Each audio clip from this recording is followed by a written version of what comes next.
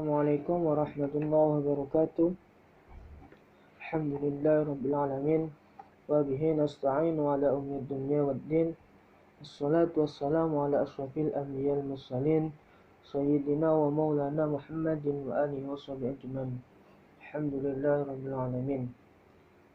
Pada kesempatan ini saya mendapatkan tugas filsafat ilmu tentang pertanyaan berpikir kritis, yaitu yang ke-1, mengapa perlu berpikir kritis, kedua, bagaimana cara kita berpikir kritis, yang ketiga, sebutkan 3 fenomena di sekitarmu yang perlu dilihat secara kritis, yang keempat, bagaimana pendapat saya tentang sebagian orang menilai filsafat sebagai ilmu yang sesat.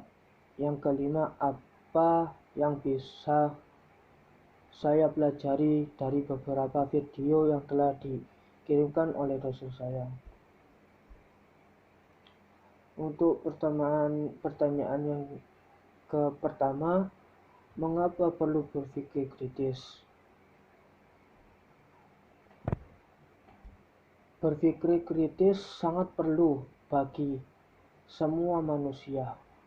Bahkan saya sendiri berpikir kritis itu sangat perlu.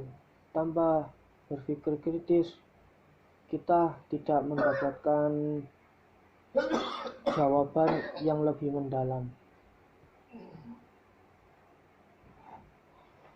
Karena dengan berpikir kritis kita dapat mengolah informasi dengan lebih baik untuk menangkal hal-hal yang tidak disukai oleh kita dan terhindar dari provokasi.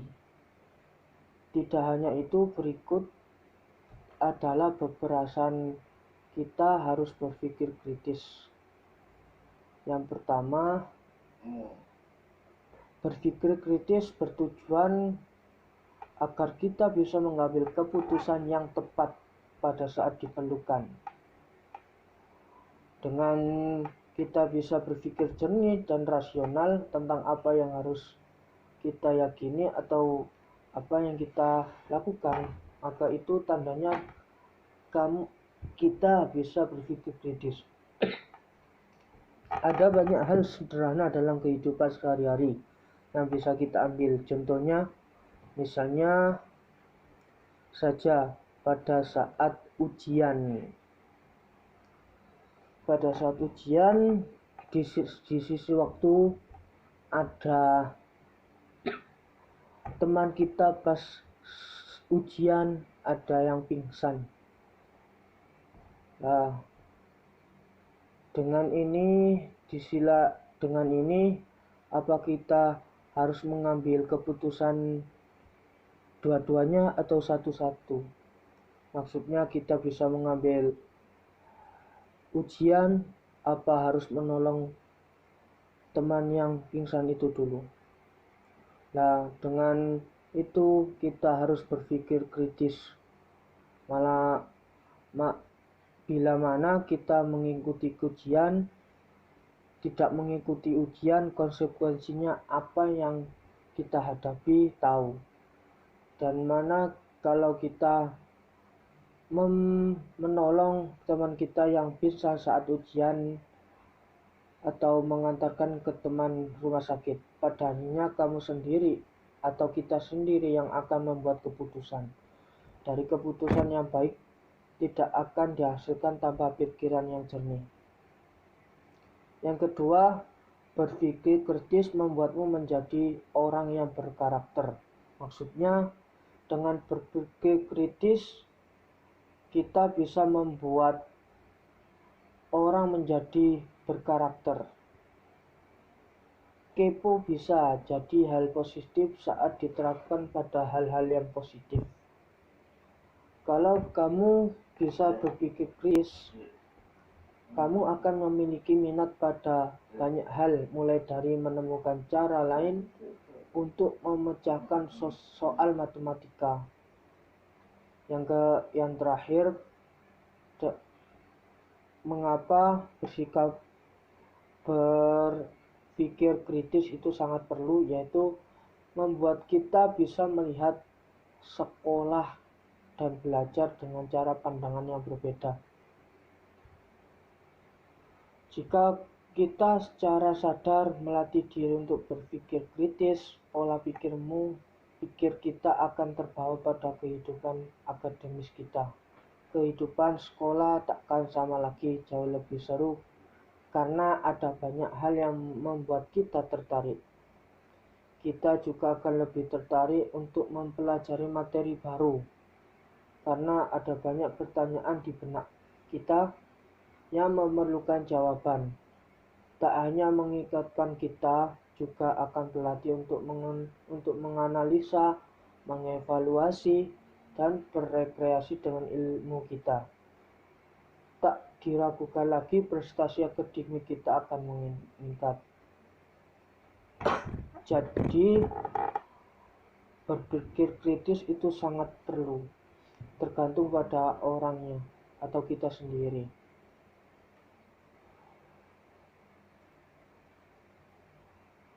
Berpikir kritis sangat penting dalam kehidupan sehari-hari, karena untuk mengembangkan kemampuan berpikir kita, berpikir secara lain seperti kemampuan untuk membuat keputusan dan menyelesaikan masalah.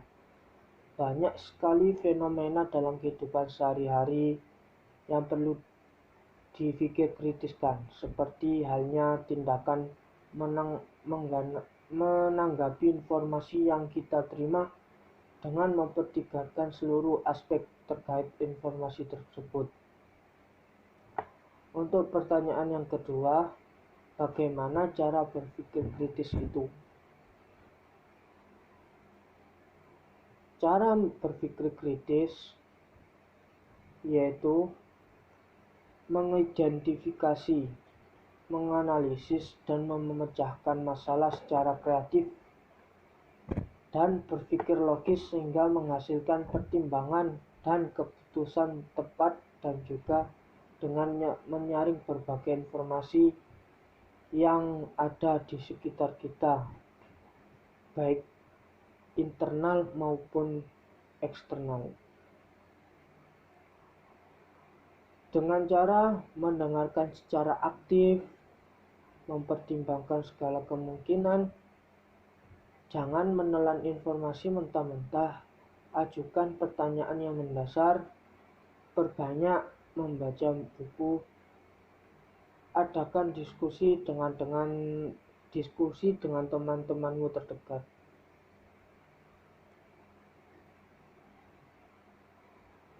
Dan cara berpikir kritis lagi, kita bisa menggunakan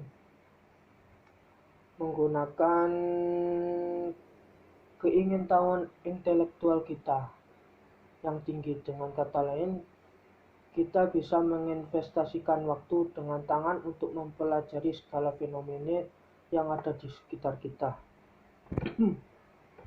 Dengan berpikir kritis, kita bisa membuat suatu teori sampai akar-akarnya. Untuk pertanyaan yang ketiga, sebutkan 3 fenomena di sekitar kita yang perlu dilihat secara kritis. Ada banyak, tapi di sini cuma menjawab 3. Menurut saya, fenomena yang baru-baru ini, gak baru sih, banyak, udah lama, tentang fenomena COVID-19.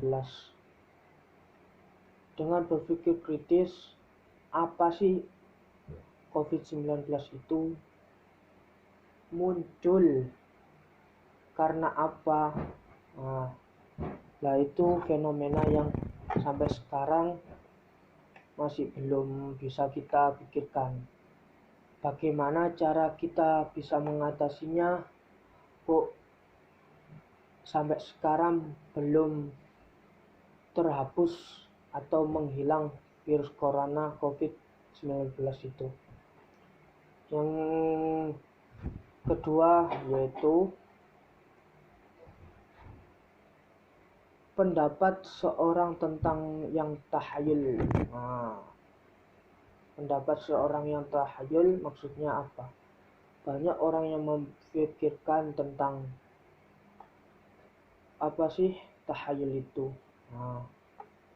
Yang ketiga, banyak aliran baru yang memang masih belum terbukti, entah itu dari segi historisnya maupun kebenarannya. Untuk pertanyaan yang keempat, bagaimana pendapat Anda tentang sebagian orang menilai filsafat sebagai ilmu yang sesat? Menurut saya sih,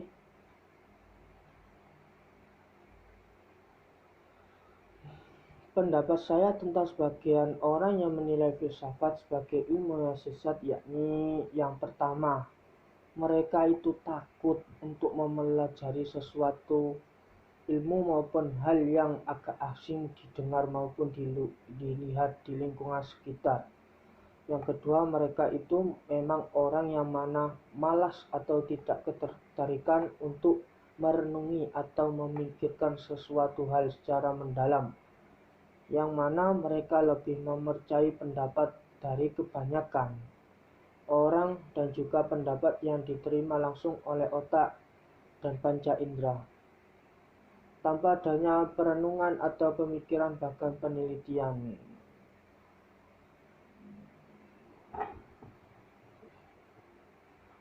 Banyak yang mengira filsafat itu membuat seseorang tidak percaya kepada Tuhan. Nah, di sini orang tidak bisa membedakan mana yang filsafat, mana yang ilmu kalam atau ilmu ketuhanan. Banyak orang yang mencampuri ilmu filsafat itu dengan ilmu kalam. Ya ujuk-ujuknya gitu.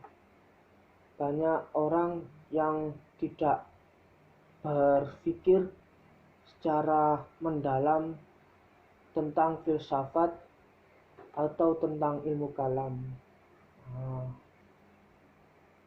Untuk pertanyaan yang terakhir, apa yang bisa saya pelajari dari beberapa video di atas? Saya kutip mengapa berpikir kritis sangat perlu dari video tadi. Yang pertama yaitu manusia itu bersifat eksistensial atau butuh berpikir. Yang kedua, fitrah manusia itu kebenaran atau ingin berada dalam kebenaran, atau kemungkinan manusia itu salah. Yang ketiga, manusia itu bersifat pragmatis atau universal need. Yang kelima, kebutuhan untuk adaptasi. Yang kelima, kebutuhan refleksi dan pengembangan diri. Sekian dari saya. Apabila ada kata-kata yang tidak kurang di hati Anda, mohon maaf sebesar-besarnya. Wassalamualaikum warahmatullahi wabarakatuh.